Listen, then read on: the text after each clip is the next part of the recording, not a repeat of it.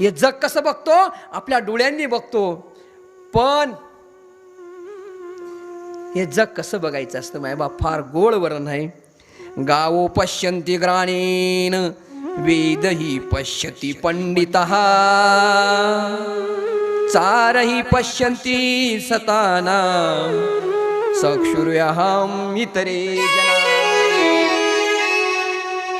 या जगाला कसं बघायचंय? कसं बघायचं जगाला? गाय कशी बघते? गाय आपल्या डोळ्यांनी बघत नाही मायबाप.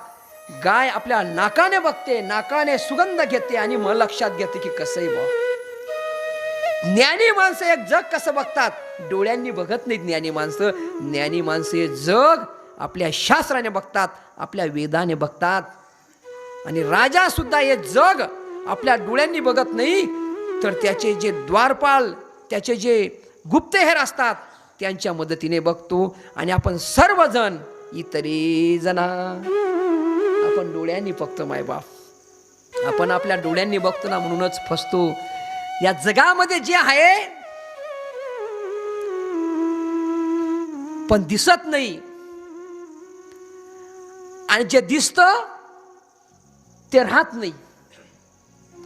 एकदा का आपण मनामध्ये निश्चय केला की बस हा मनुष्य जन्म कशासाठी? आपल्याला भगवंताचं दर्शन मिळावं म्हणून.